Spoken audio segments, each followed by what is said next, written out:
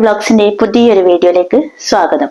ഇന്ന് നമ്മൾ ഉണ്ടാക്കാൻ പോകുന്നത് മഷ്റൂം കൊണ്ട് ഒരു അടിപൊളി കറിയാണ്. അപ്പോൾ മഷ്റൂം കൊണ്ട് കറി ഉണ്ടാക്കുന്ന നേരം നമ്മൾ ഇതിന് ആവശ്യമായതെന്ന് പറഞ്ഞാൽ തേങ്ങാപ്പാൽ വേണം. അപ്പോൾ തേങ്ങാപ്പാൽ ആദ്യം തന്നെ റെഡിയാക്കി വെക്കുന്നതായിരിക്കും നല്ലത്. അപ്പോൾ കോക്കനട്ട് പൗഡർ ഉണ്ടെങ്കിൽ അത് ഉപയോഗിക്കാവുന്നതാണ്. അപ്പോൾ നമുക്ക് എങ്ങനെയാ ചെയ്യേണ്ടതെന്ന് വേഗം തന്നെ നോക്കിയിട്ട് വരാം. ഞാൻ ഇത്രയും മഷ്റൂം മാത്രമേ എടുത്തിട്ടുള്ളൂ. ഇതൊന്ന് തൊലിയൊക്കെ കളഞ്ഞിട്ട് കഴുകിയെടുക്കണം. എന്നിട്ടൊന്ന് ചെറുതായിട്ട് കട്ട് ചെയ്തതിന് ശേഷം ഇതൊരു പാത്രത്തിലിട്ടിട്ട് കുറച്ച് വെള്ളം ഒഴിച്ചിട്ട് അതിനകത്ത് കുറച്ച് മഞ്ഞൾ പൊടി ഇട്ടിട്ടാണ് ഞാനിപ്പോൾ എടുത്തു വെക്കുന്നത്. അപ്പോൾ ഇതിനാവശ്യമായ വെജിറ്റബിൾസ് കട്ട് ചെയ്ത് വെച്ചിട്ടുണ്ട്. ഇനി നമുക്ക് പാത്രം അടുപ്പത്ത് വെച്ചിട്ട് പാചകം ആരംഭിക്കാം. അപ്പോൾ ആദ്യം തന്നെ ഇതിൻ്റെ അകത്തേക്ക് കുറച്ച് വെളിച്ചെണ്ണയാണ് ഒഴിച്ചു കൊടുക്കുന്നത്. ഇനി ഇതൊന്ന് ചൂടായി കഴിയുന്നേരം ഇതിലേക്ക് കുറച്ച് ഇഞ്ചി മുറിച്ചത് ഇട്ട് കൊടുക്കാം.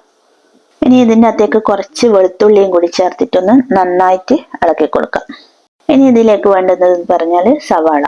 ഞാനിപ്പോൾ ഒറ്റൊരു സവാളയാണ് എടുത്തത്. അപ്പോൾ അതും കൂടി നന്നായിട്ട് മിക്സ് ചെയ്തതിന് ശേഷം ഇനി ഒന്ന് മൂടി വെച്ചിട്ട് ഇത് വേവിച്ചെടുക്കാം. പെട്ടെന്ന് തന്നെ സവാള വേകാനായിട്ട് കുറച്ച് ഉപ്പിട്ട് കൊടുക്കുന്നുണ്ട്.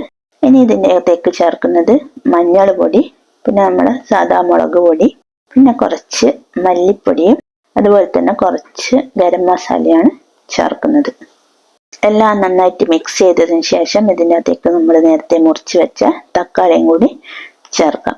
ഇനി ഇതൊന്ന് നന്നായിട്ട് ഇളക്കിയതിന് ശേഷം ഒന്ന് മൂടി വെച്ചിട്ട് വേവിക്കുന്നതായിരിക്കും നല്ലത്. തക്കാളിയെല്ലാം നന്നായിട്ട് വെന്ത് വന്നിട്ടുണ്ട്, നന്നായിട്ട് ഉടഞ്ഞു വന്നിട്ടുണ്ട്. ഇതിൻ്റെ അകത്തേക്ക് ഞാൻ കുറച്ച് ചൂടുവെള്ളം ഒഴിച്ചു കൊടുക്കുന്നുണ്ട്. അപ്പോൾ അതും കൂടി ചേർത്തിട്ട് ഇത് നന്നായിട്ടൊന്ന് തിള വരുന്നത് വരെ വെയിറ്റ് ചെയ്യാം. അപ്പോൾ നന്നായിട്ട് തിളയൊക്കെ വന്നിട്ടുണ്ട്. ഇതിൻ്റെ അകത്തേക്ക് നമ്മൾ നേരത്തെ പച്ചമുളക് ഇട്ടിട്ടില്ലായിരുന്നു. അപ്പോൾ പച്ചമുളകും കൂടി ചേർത്തതിന് ശേഷം കുറച്ച് സമയം വെയിറ്റ് ചെയ്യാം. അപ്പോൾ ഇതിൻ്റെ അകത്തേക്ക് നമ്മൾ നേരത്തെ മുറിച്ച് വെച്ച മഷ്റൂം ഇട്ട് കൊടുത്തിട്ടുണ്ട്. ഇനി ഇത് ചെറുതായിട്ടൊന്ന് വേകുന്നത് വരെ കാത്തിക്കാം. അപ്പോൾ ഉപ്പ് ഞാൻ നേരത്തെ കുറച്ച് മാത്രമേ ഇട്ടിട്ടുള്ളൂ. അതുകൊണ്ട് ഇതിനാവശ്യമായ കുറച്ചും കൂടി ഉപ്പ് ചേർക്കുന്നുണ്ട്. അപ്പോൾ ഇതിലേക്ക് തേങ്ങാപ്പാൽ ചേർത്ത് കൊടുക്കുന്നതാണ്. അപ്പോൾ തേങ്ങാപ്പാൽ ചേർക്കുന്നവരാണ് ഇതിനൊരു സ്പെഷ്യൽ ടേസ്റ്റ് വരുന്നത്. അപ്പോൾ ഇതിന് നല്ല തിള വരുന്നത് വരെ വെയിറ്റ് ചെയ്യാം. അപ്പോൾ മഷ്റൂം വെന്ത് കഴിഞ്ഞാൽ മാത്രമാണ് ഇതിനകത്ത് തേങ്ങാപ്പാൽ ചേർക്കേണ്ടതുള്ളൂ. അപ്പോൾ നമ്മൾ കറി ഏകദേശം റെഡിയായി വന്നിട്ടുണ്ട്. ഇതിൻ്റെ അകത്തേക്ക് കുറച്ച് കുരുമുളക് പൊടിയും കുറച്ച് മല്ലിയിലയും കൂടി ചേർത്തിട്ടുണ്ട്. നമ്മളെ കറി റെഡി ആയിട്ടുണ്ട്. അപ്പോൾ ഇത് അടിപൊളി ടേസ്റ്റാണ്. എല്ലാവരും ഒന്ന് ട്രൈ ചെയ്ത് നോക്കുക. ഇന്നത്തെ വീഡിയോ ഇഷ്ടമായെന്ന് കരുതുന്നു. ഇനി അടുത്ത വീഡിയോയിൽ കാണാം. Thank you.